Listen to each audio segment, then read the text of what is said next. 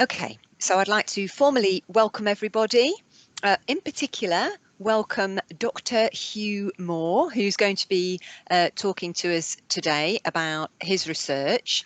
And I'd also like to introduce myself for anyone who doesn't know, and for people who will be watching this on from the website. I'm Professor Sally Elton-Chalcraft, and I'm the director of the LED, Learning, Education and Development Research Centre. And we have these lightning talks monthly. So we're very pleased to welcome everybody. And we have a presentation and then we have a discussion. The session will be recorded. So if you want to write a question in the chat because you don't want to say it, that's absolutely fine. Or if you want to say it, then just indicate to me by raising your hand, the little button at the top.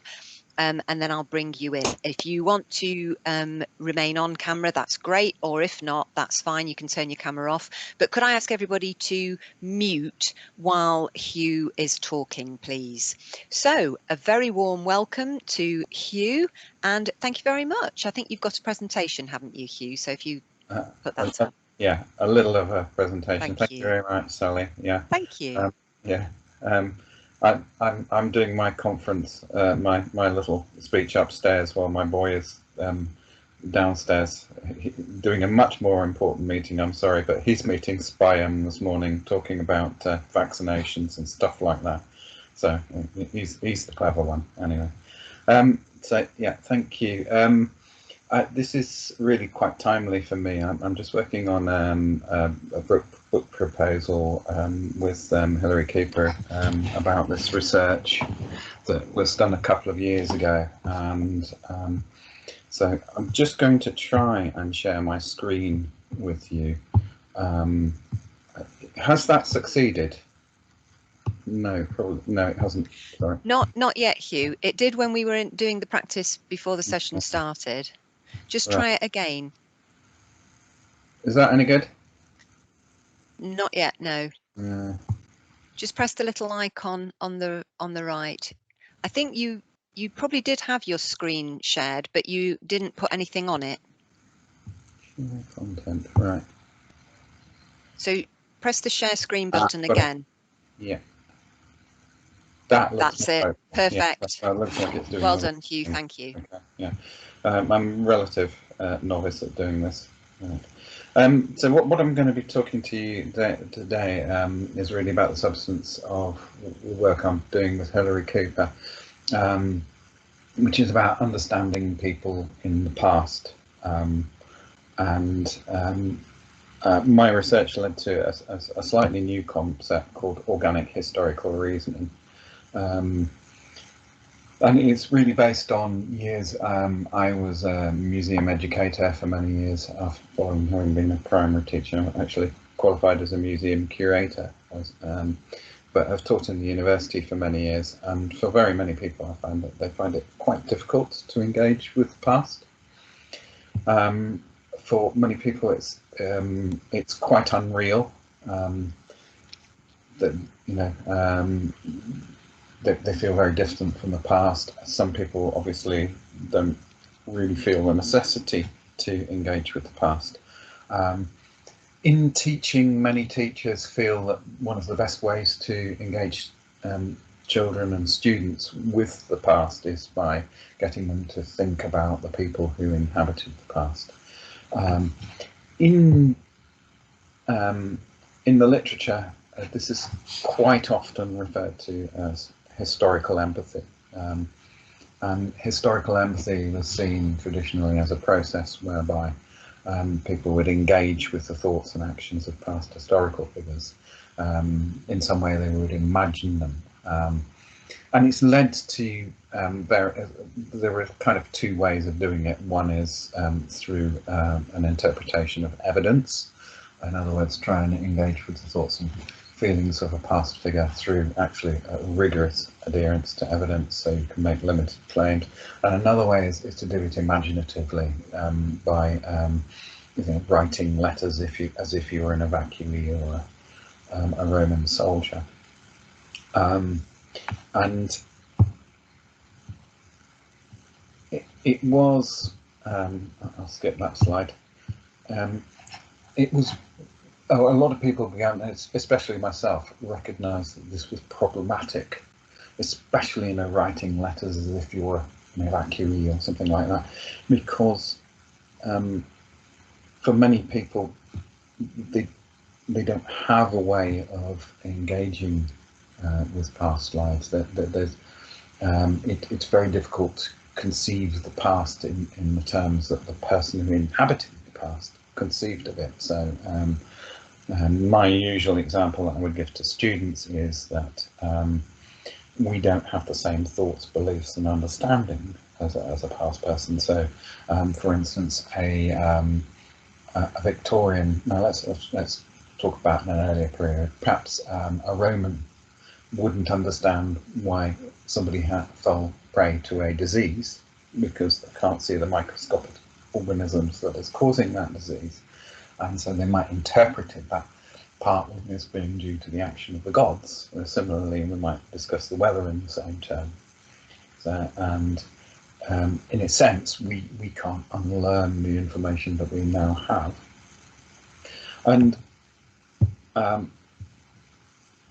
I saw presentism as a very difficult obstacle to overcome, and I wondered if that, in conjunction with Hilary, I'm saying as if it was all down to me, whether people could be brought to see or to understand past figures more clearly through a different mechanism. So my research really was focused on understanding whether it's possible to engage students with past lives without engaging in fantasy. And we came up with a putative concept, which was organic historical reasoning, which was gained through handling of artefacts. Now, over many years, I've been building up a very large collection of artefacts, and many very useful artefacts that I've used in my teaching. And I began to, and I'd used them in my teaching for years, and I'd used them in my teaching as when I worked in museums as well. And I began to see that handling a historical artefact in some way allowed a person to link to the past. They made human activity clear to us. So if given a stone axe, for instance, they were able to intuit that somebody made it and they used it for purposes which were similar to purposes which could be used now. And so we investigated, I investigated this through the literature, partly through museological literature. Because I was aware that in the museums world we have a different conception of how people engage with artefacts. On slide 9 here I talk about Cranshaw's work, which I think is absolutely brilliant, on memory, photographs and memories of the Holocaust. And he discusses Jung's idea that a shock, an artifact, can create a remembrance of something not witnessed. In other words, in some way we can intuit and engage with the experience even though we weren't there. So we interpret the artifact in the light of our present day view. So if I, for instance, I've got part of my artifact collection includes some slave trade manillas, and as you learn about the slave trade, you can look at these items with a degree of horror, really. The more you learn about the transatlantic slave trade, the more you'd feel that about it. And of course, our view of the slave trade would be probably not necessarily quite different to that of somebody who inhabited the past. And so we can understand the horror of their experience in the light of our own understanding of the world. So the kind of Cronus said that this missing narrative is manifested and substantiated through artifacts, so that the artifacts convey the genuineness of the experience. Um, and another an example of this I give to students is if I give them something from the past that's identical, and I'm beginning to wish I'd brought this artifact into the room with me, it's just in the room next door, to one that was used in the past. For instance, I have a Roman dice, and the dice is just a little, it's an ivory cube, and the numbers on it are exactly the same as modern numbers.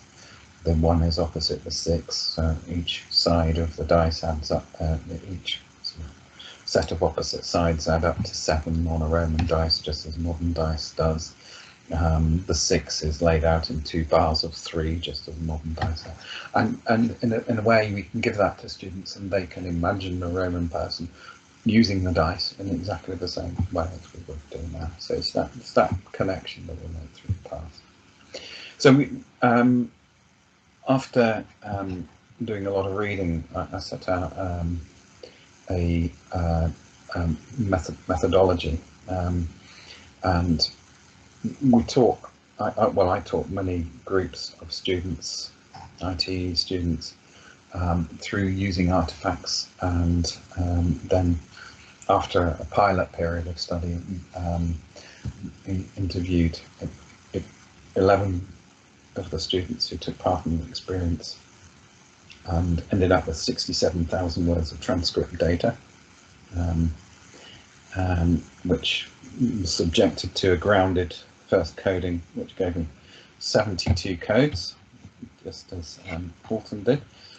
And then I aligned that with a thematic approach to try and confirm and reach overarching themes reflecting to the students' thinking about people in the past that arose through the handling of artifacts. That was the way we did it. We're then able to initially align that to 4 themes, but eventually through a re-examination of the data, we're able to understand that there are actually 5 themes within organic historical reasoning. So I gave each of the themes that arose through the data a label. Interestingly, 2 of the themes were unexpected. Right? So it worked something like this model here. First of all, the students would think about and engage with the idea of the pedagogical activity itself. They seemed to then, they often would use words like the story that the artifact tells, which we understood eventually to convey an understanding of the reality of the past. From that arose 3 further levels of thinking. One was a sense of self in relation to the past. So one of the unexpected findings was, and almost drove me to reject the research at first, was that every single student that was interviewed completely unpromptedly talked about their grandparents. And it took a long time to understand that that was a component of their thinking. And it took a lot of further reading to understand why they were talking about their grandparents. And I came across two divisions of memory, one which is known as autobiographical and semantic memory, in which you don't just have your memories of yourself, but you begin to inhabit the memories of you gain the memories of others who are around you to form a different conception of yourself. So for instance, your grandparents' memories are kind of absorbed into your own rhetoric about yourself. I'm hideously paraphrasing exactly what that means, but you gain a sense of yourself by understanding the history of others around you. They also gain perceptions of the historical figure, and what we found that they gained was a perception of the figure as being real. They would engage in limited imaginations about what the figure looked like and what the figure did, but they were very, very careful astonishingly careful to maintain a sense of perspective, that whilst doing this, the students fully understood that they couldn't really understand the past figure because the past figure inherited. It was a natural sense of perspective. So they were able to understand that the past figure was different to them, and whereas they gained insights into the fact that the person's reality, that they weren't trying to imagine them. There was very, very little imagination of the past figures that wasn't in some way grounded in the reality of what they've been taught during the sessions. I thought you could try that, understand how that process works. So I thought, well, why don't we make a connection to an artifact from the past? So I thought you could think of a mobile phone you've known and loved. This is an activity, incidentally, my students absolutely loved it. Usually, if you're older, you'll remember things like the Nokia 3310 or the 3410 or something like that. And I have taken to the classroom a suitcase containing, this is rather embarrassing, but currently 50 different mobile phones from different eras. I've put a little selection on this slide, things you might remember. So there's a Nokia's there's an early iPhone, there's a massive Motorola 8500X. I have learnt the numbers of all of these down the years, and I get them to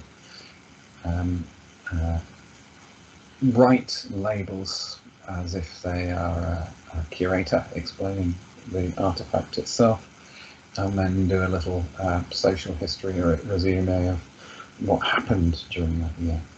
I find it's an astonishingly motivating and successful activity. You find that students really connect to their own past as they remember the past mobile that they have, but also, I mean, this is the astonishing thing, probably for people who are our age, that for many of them, they were born after these mobile, that after the big Motorola, there's from 1987, so that they were born a long time after that one was made, and so in some ways they connect to the experience of other people who used those mobiles, and it's been a lovely, satisfying activity today.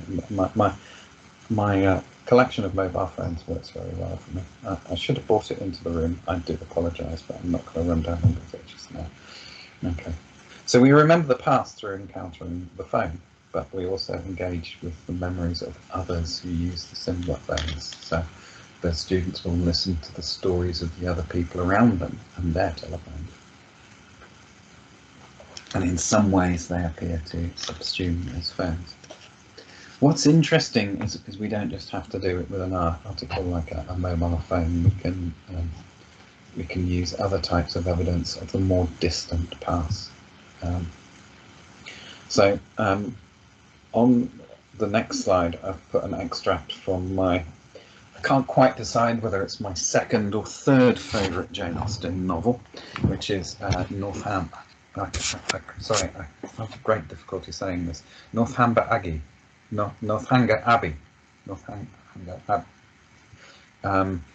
And there's a lovely little extract on the next page, which is where Catherine Morland meets John Thorpe for the first time. Catherine's out walking with his sister Isabella, and they see him driving down the road from the town of Bath in a carriage called the Curricle, drawn by a horse. It's a light two-wheeled gentleman's carriage. John Thorpe stops, sees them, gets out, and starts talking to Catherine Morland. Obviously, there's a little bit of a spark there in his eyes, and this is the description of it. I won't read it all out. But what I love about it is that there's John Thorpe, jumps out and starts showing off about his curricle. It just seems so familiar with this. And he takes out his watch and says, "How long do you think we have been running it since Tetbury, Miss Morland?" In other words, he's showing off about how fast it is, and how quickly he's managed to go 17 miles. I think it was 17 miles, something like that. And it just seemed in such a familiar way. Now, I know that Jane Austen is fictional, but it's fiction written in the period, and I think in that way it gives us a good insight into how we may engage with the past. So that fits in with the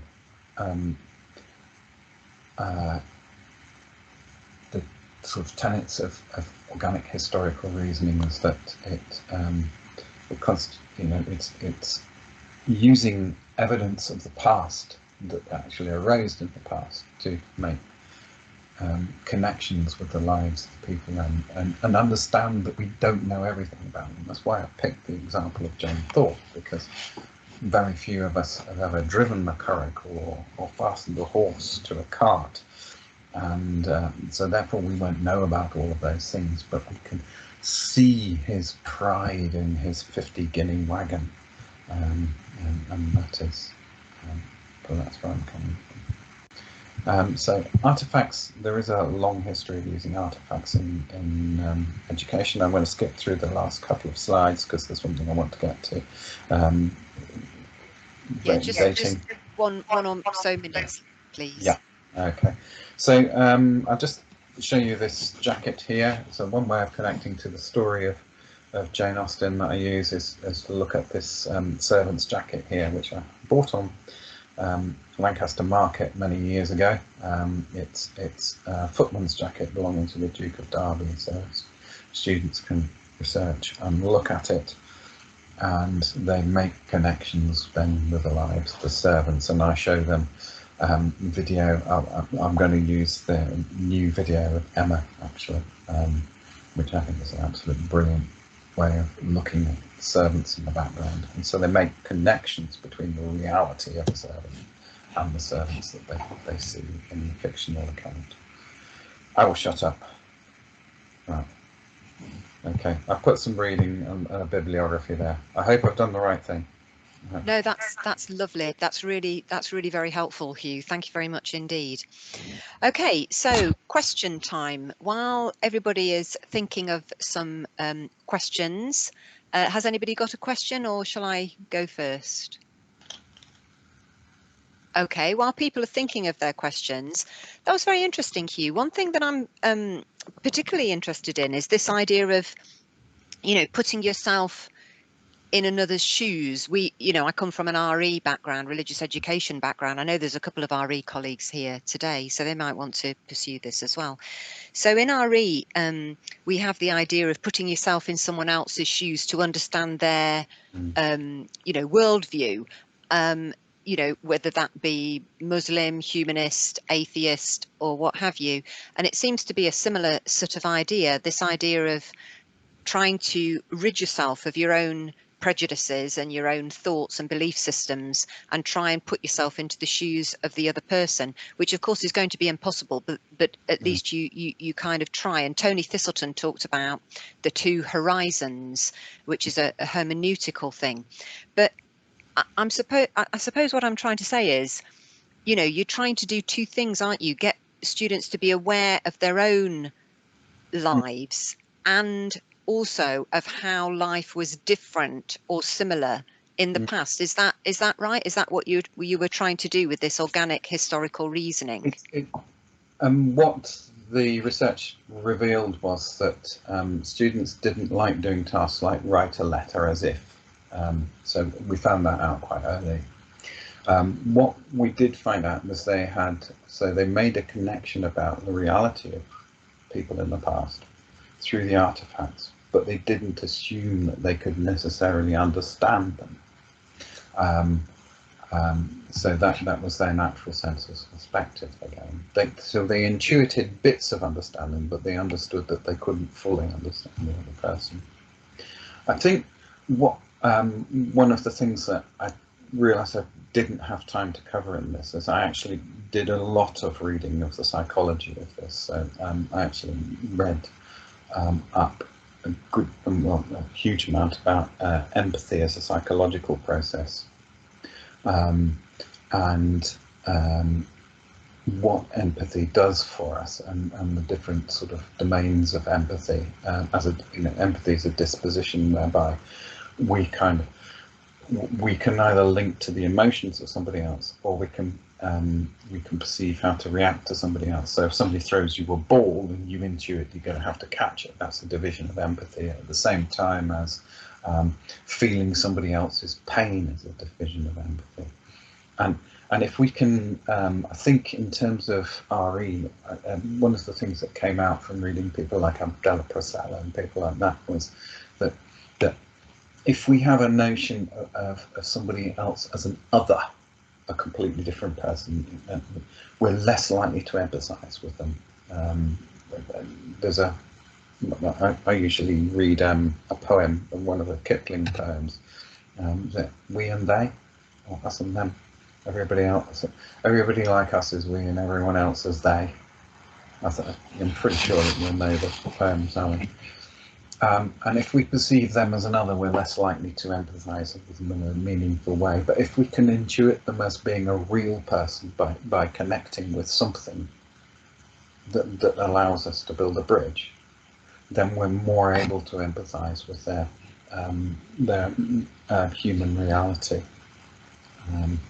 I hope I'm explaining that okay. No, that's really helpful. Hugh, I was just thinking, can you stop sharing now so that then we can have everybody's faces back on, if you can manage to do that? Right. Sure. Yeah, no, that's great. Thank you very much.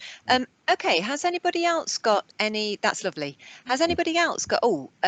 Pete and Arwin. Could I ask Arwin to ask your question, please? Hello. Particularly enjoyed the idea of the autobiographical memory. Thank you. I'm quite interested in food history. I'm wondering if you'd consider using that as kind of living artifacts. So somebody can quite literally step into the shoes, the lives of that person. I'm sort of grinning in a way because there's about 4 historical recipe books up on the shelf, and I encourage students to use Apicius as a Roman source for understanding food. It's a difficult one, isn't it? I think it does exactly the same thing. If you're looking at food, you can. I think it acts in exactly the same way. So we can taste somebody else, the food that somebody ate in the past, and intuit that we're tasting the same thing, but we obviously don't taste it in the context that we would have as a modern person, because we, as modern people, we've got very sweet tooths and we eat this tremendously rich diet. Whereas, if you've been a Georgian, a medieval Brit, you'd have been spending your winter eating turnips and things like that. That's a hideously broad generalisation, but our palates are used to this lovely rich diet. I was joking the other day. My challenge at home is my boy has to have a FODMAP diet, so no onions, garlic, beans, milk, and I try and avoid gluten, so there's no gluten, and I'm trying to cook a rich vegetarian diet using those limitations, and that's how our palate's developing. I think that's the best way of it. So when I get students to engage with food, I try and get them to engage with not, wasn't this food disgusting, but to, this is what it tasted like. But to the folks who inhabited the past, they didn't have all the other things that you've got. I used to do a little Roman reenactment for people where he was discussing, the Roman soldier was discussing what he ate and trying to understand what the children ate, and they were talking about potatoes and he hadn't got a clue. And they were talking about chocolate and he hadn't got a clue about that either, but he thought fish sauce in a cake was an absolutely wonderful thing to have. It gave the cake a lot of flavour, and did they want to smell some of the fish sauce? And so I had a jar of fish sauce just standing by, and they would smell that. Or go absolutely yuck. So yeah. Does that answer? Yes. Yeah, thank you. Thanks, Arwen. Right, Pete, and then Neil. Yeah, Hugh, when you were talking about empathy, that got me thinking, because I've been reading stuff on, it's really about empathy, not so much for historical characters, but for contemporary empathy for different groups in society. But it's all connected, I think, with populism and post-truth, I guess. So one thing you mentioned was that empathy might be a disposition, but I wondered whether empathy is more relational or social than a personal trait. Right. And that, you know, things like Imogen Tyler's Revolting Subjects and Mary O'Hara's Shame Game, these books have made me think, wow, you know, why do people hate other, or they sort of superficially, once they get to know other people, they usually think they're all right, don't they? But there's so much kind of shame and stigma and hate in current thinking, partly related to the digital world and social media, I suppose. I wonder what you think about empathy. Has learning empathy in history something to contribute to this modern era, this lack of empathy that you read about? One of the things that I did, which was absolutely fascinating, was I read as much of the psychological literature on empathy as I could, and there was an awful lot of President Obama said something about, people have got very little empathy for the person who sorts their college room or something like that. I can't remember the words. That's a travesty of his words. But it led to a lot of research into what empathy was. And the interesting thing about empathy is it's a hardwired bit of the human brain. So if you think we're a group species, so we're actually programmed to respond to other people. And it's not just hardwired in the human brain. There was a famous study by Fugazi, which actually showed that it was present in invertebrates. Invertebrates could reason about what other invertebrates were doing, etc. So it's a hardwired disposition. It's a way in which we respond and react to other people, and so we all have it to a greater or lesser extent. It seemed to relate quite a lot in the literature to this idea of other, and if somehow we could, once we understood the other as person as not being different to us, but as being more or less the same with us, it was then very difficult for us not to empathise with them. Without going too deeply into it, I think that would probably be the way. There might be somebody who's, sorry. No, that's great. Yeah. Is that okay, Pete? Yeah. So Neil, did you have a question? Yeah, it's. I mean, my background's not in museums; it's in countryside environment, that sort of thing. But I was responsible for delivering programs of environmental education and interpretation. So there's quite a lot of similarity in how it's delivered. We used theatre an awful lot, both on environmental and countryside messages, but also on heritage interpretation. Did a lot of work with Micron Theatre Company, who are based in Marsden, West Yorkshire. Yeah. Have you using theatre and storytelling, that sort of thing? And if so, do you find it's effective in education context? Yeah, I have. I mean, I for a little while, I worked on in the 1980s, I worked on an urban farm in Newcastle for charity for kids, and we used a bit of theatre there. Actually, I worked with Terry Deary for a bit there. And I also, when I went into the museums world, I began to use reenactment as a big tool for entering the minds of people in the past. What I came down to in the end is of itself, theatre can either be great or not so great.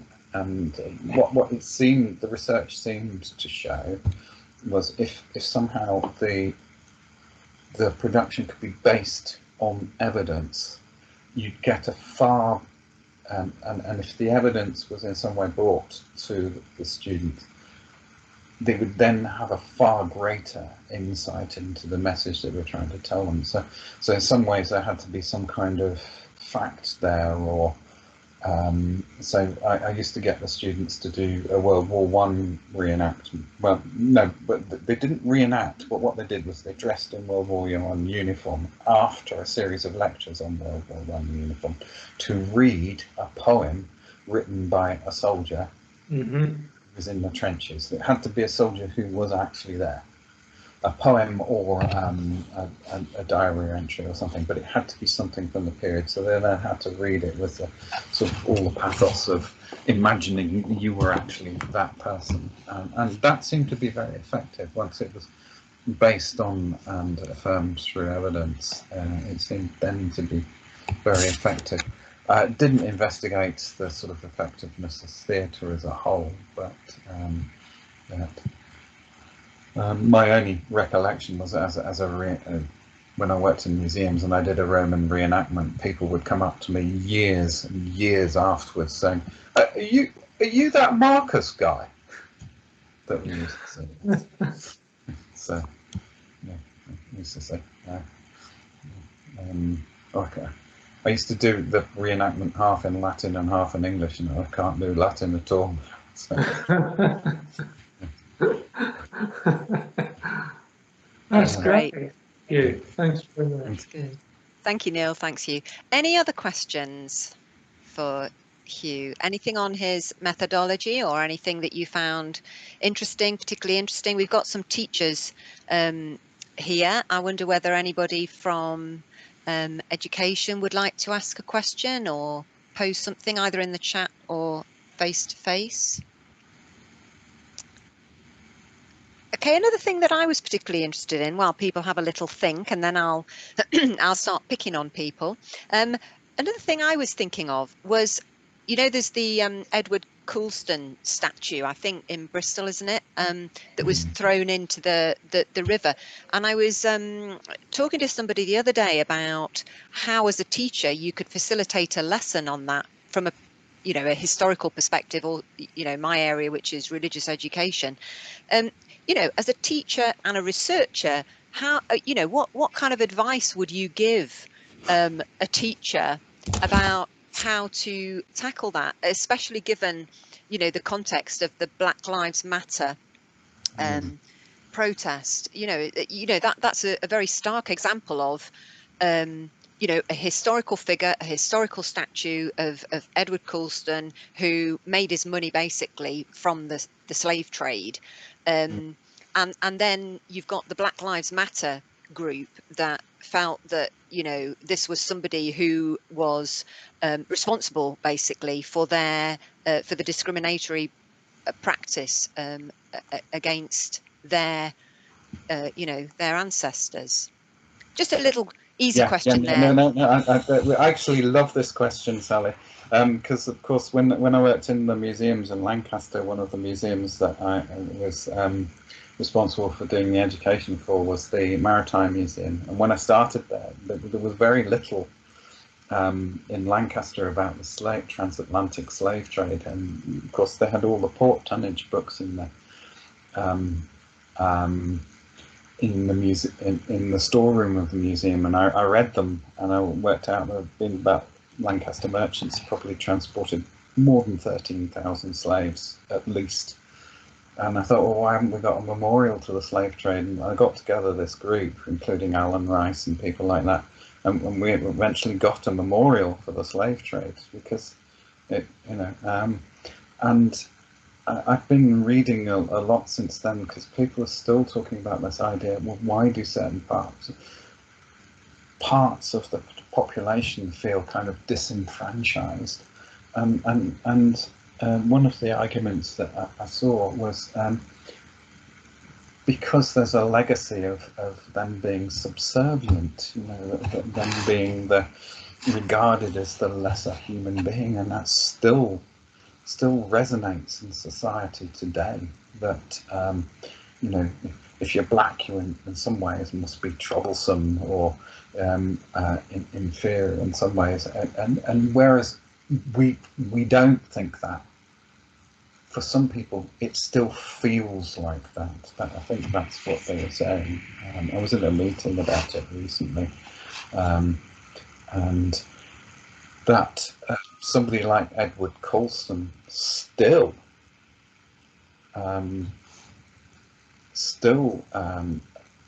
excites really strong feelings, and yeah, so yeah, I won't go on too much, but yeah, I think it's very important that we understand that actually we've still got very strong feelings about this trade.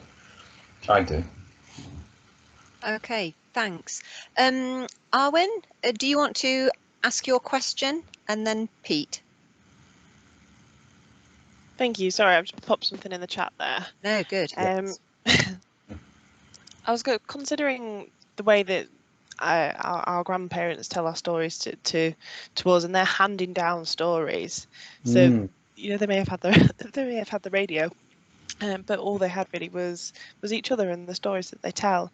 We've been losing that gradually, as things like the internet and TV take over so much. How can we prevent losing that? So I'm kind of worried that my stories to my grandchildren will be absolutely terrible. They'll be though there was this film once, and how do you think we can keep that alive? Yeah, it's funnily enough, it's a question that worries me a little bit, because sometimes when I get students to do inquiry tasks to find out something specific about the past, I have to say to them, please will you find a local example, because I don't want an example of American history or something like that. You know, not because I'm prejudiced against that, but I just want more local focus, because sometimes you feel like one history is subsumed by another. Not that that's been any different down throughout history, but I think actually, in some ways, I'll go on from that a bit, is that actually the internet can help collect stories and help disseminate the stories. So in Lancaster, we collected, when I worked in the museums, we collected stories from people who'd been evacuated to Lancaster, and you know, the internet's a great place to put those on, which can stimulate talk elsewhere. But we have to be careful that we're not just, you know, the world doesn't become, the past of the world doesn't just become what's in Wikipedia. You know, I think Wikipedia is great, but you know, we're I don't know. Sometimes I feel we're in danger of thinking that the world has only one narrative. So I don't think I've answered that question at all. I've just raised my own worries about it. But, Thank you. No, that's great. Thank you. Thanks, Alan. Pete, did you have a question? And Tracy's got a comment, I think. Yeah, I mean, I was thinking about the Bristol thing. You know that. Of course. I just feel that we've got to, yeah.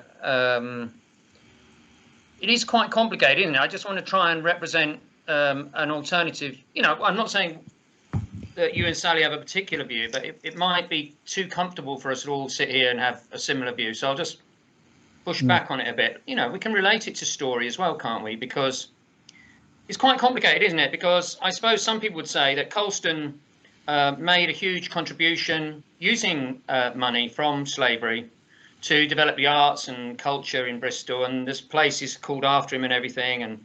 And so in a way, the story of Colston is quite useful, isn't it? Because it shows that someone who was is still probably part of white supremacy and white privilege, just didn't get it. You know, just he had some values that were so muddled and contradictory that it makes it a very powerful story. I think the story's even better now that he got chucked in a dock, by the way. So I don't sort of worry too much about the micro politics of whether we should have a statue. It certainly should have been qualified, the statue, and people have been trying for years to get that. You know, they wanted a plaque that said, well, actually, there's this strange thing about Colston, that he was a slave trader, and he gave all this money to the culture and the arts, and yet.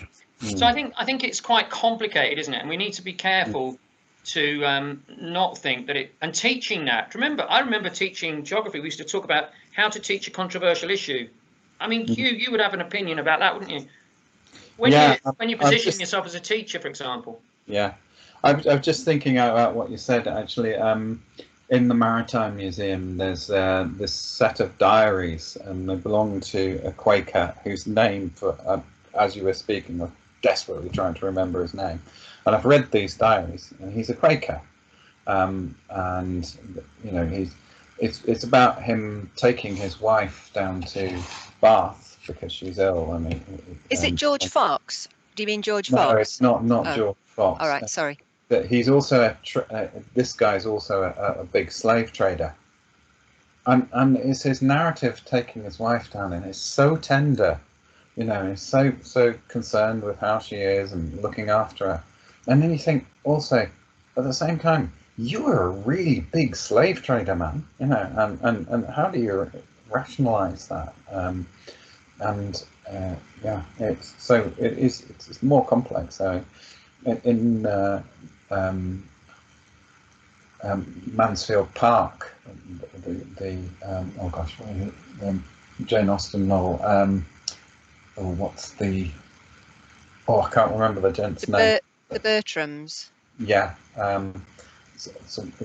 William Bertram is a slave trader, and I'm desperate for them to delve into it, but they never do. You know, anyway. So yeah, it's a very difficult subject.